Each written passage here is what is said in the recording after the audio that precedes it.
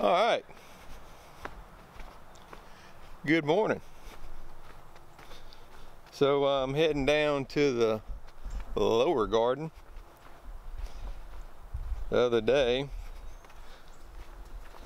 I was fixing the rows up and adding mulch before it rained.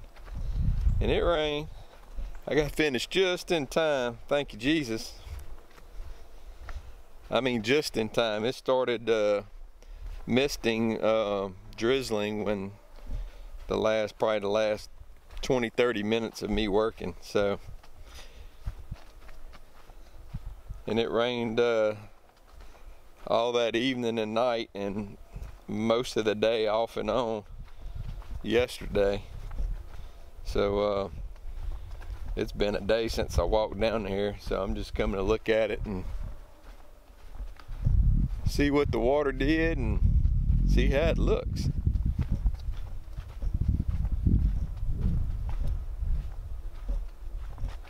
Alright, so it looks pretty good. We're still holding some water in some spots. I'll turn around and let y'all see.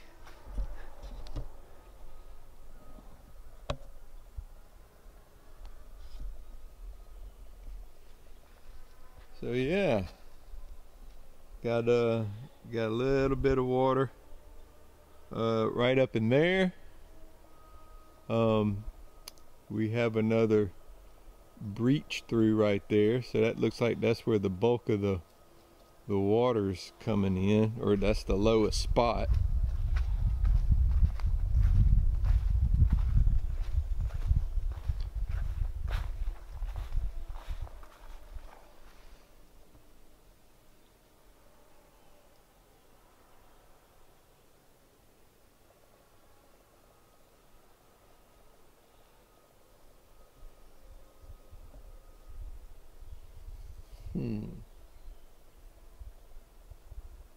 So I'm thinking lowering the rows helped.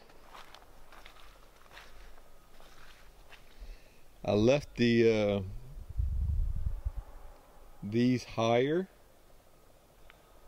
so hopefully I was thinking water would kind of build up in here and then overflow, which it may have done. I don't know, I wasn't out here watching it. There was a lot of rain. But I think what I'm gonna do is when it dries up a little bit, these lower parts, I'm gonna go ahead and flatten them out, make them a little lower rows like I did these. So just make them lower, wider rows, so that way they're not really holding water as much.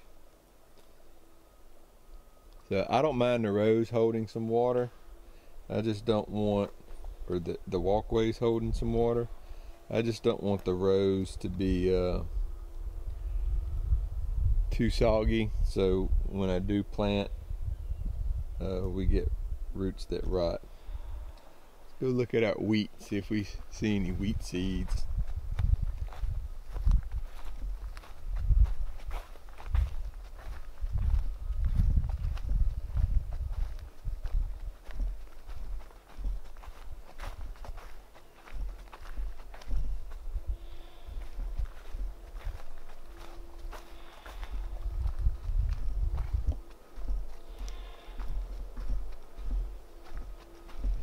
Alright, so the other day I drove the tractor on this. I was hoping to press the wheat seeds into the dirt and plus basically give some rowing with the treads on the tractor, give it some contour so that when it did rain, so this is a slope, it slopes down like this. And obviously this is a little lower, which is not bad. There's only a couple little puddle spots that's holding water, and like I said, it rained a lot, and plus today's the first sunny sun we've gotten since the rain, so that ought to dry up today pretty good.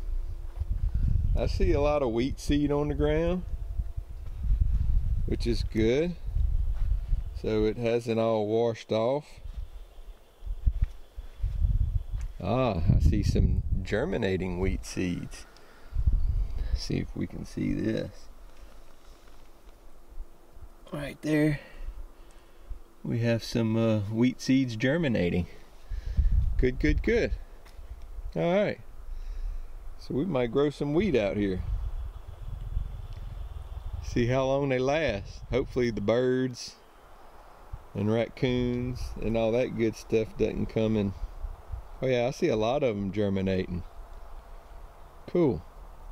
Very good. All right. I'm happy with that.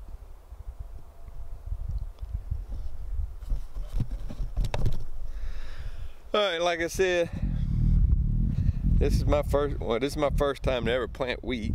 I bought a sack of it and put the whole sack out. I soaked it in water and I think for 12 hours or something like that. And then probably not that long. Anyhow, I forget. I soaked it for a little while and then broadcasted it out by hand. I know it's not, when it grows, it's not going to be perfectly uniform because for one, I put it out by hand. Number two, I raked it when I finished broadcasting it, so I know I disturbed some of the seeds and moved them around. So it might be little clumps or whatever that it comes up in, but hey, I'm curious to see how it comes out and how it spreads out or takes off or grows, and to see how much grows versus how many wheat berries can be harvested. So yeah, good stuff. Another thing I learned too. So I have a bunch of wild blueberries out here. And from what I can tell, they're called Elliott's blueberries. If you look right here, this is an Elliott blueberry. And here it is, it's actually flowering, which is really good. Most of it that I've seen out here does not have flowers on it. The sun, there's a little opening, so this one probably does get a little more sun than most of them. But what I'm gonna do, this one's pretty big. This one is 7 foot tall. So what I'm gonna do is, like I said, I have a bunch of it out here in the woods.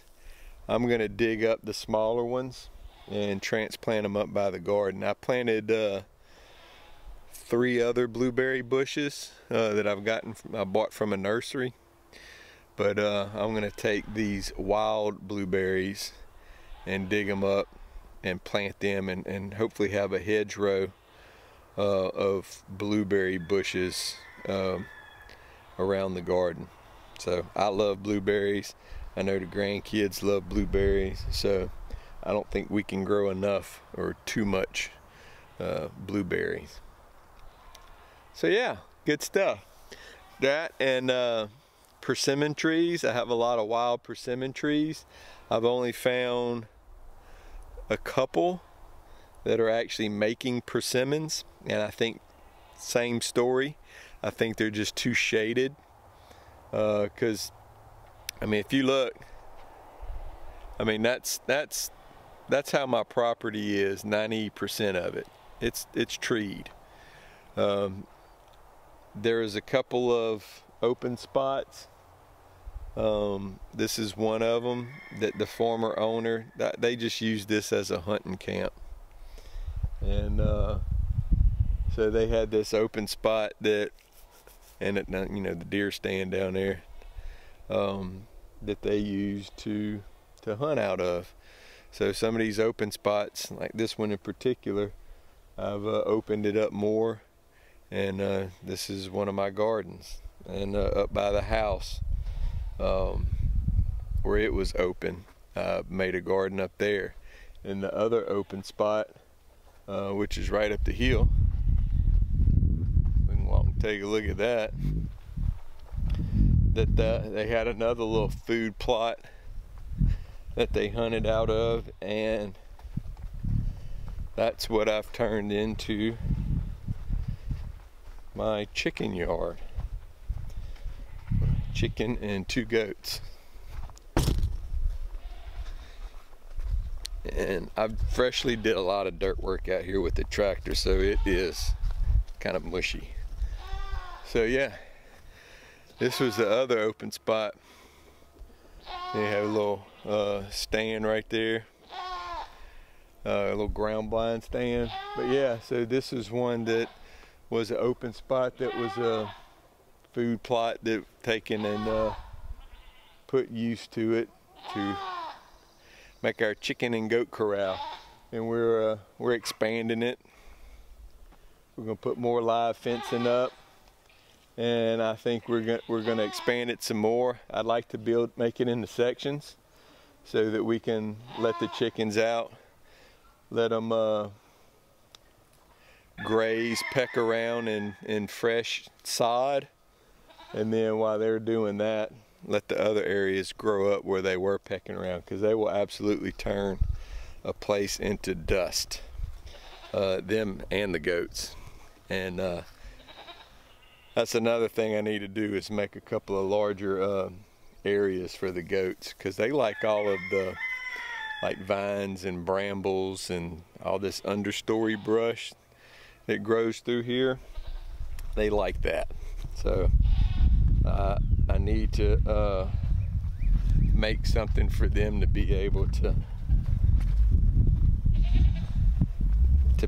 eat, and without constantly having to give them feed. What?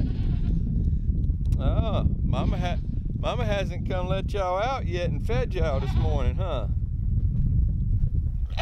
You hollering at me? Okay. Hey, let's feed the goats. Trying to hurry, y'all.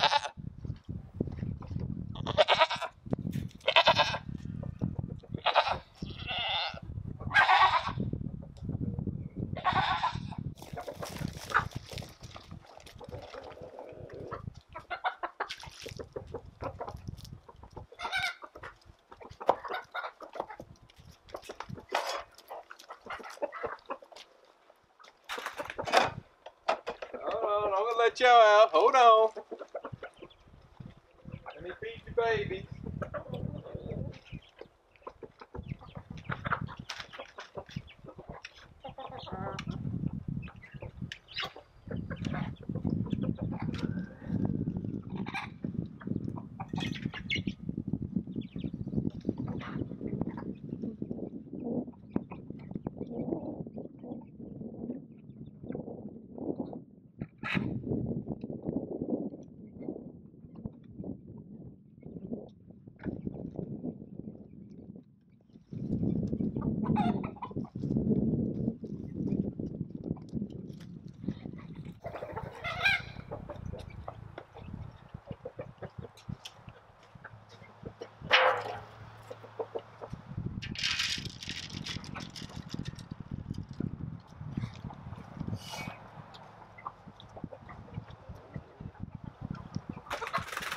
Come on. Come on.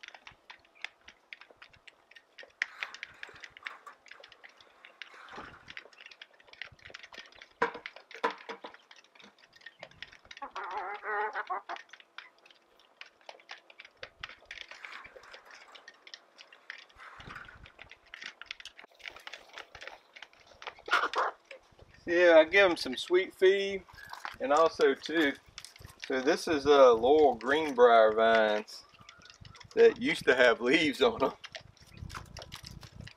and the goats absolutely destroy it. They love it. And I have a good bit of it. The problem is just trying to get it pulled out of some of the trees. It's not the easiest stuff to get down sometimes, but whenever I come across it, I try to pull it out and throw it in here. Yesterday I was cleaning up out in the front and was pulling some vines down. They actually saw me. They were watching me, and the whole time I was pulling the vines, they're sitting back here hollering at me because they wanted them. I got another stack of them. Watch out, girl. Watch your foot. So I'm going to throw these old vines out of here, and I'm going to get some of that other stack and throw in here for them to eat. And also too, I have some kitchen scraps I'm going to bring out here for the chickens. So they eat feed plus scraps and other natural forage stuff.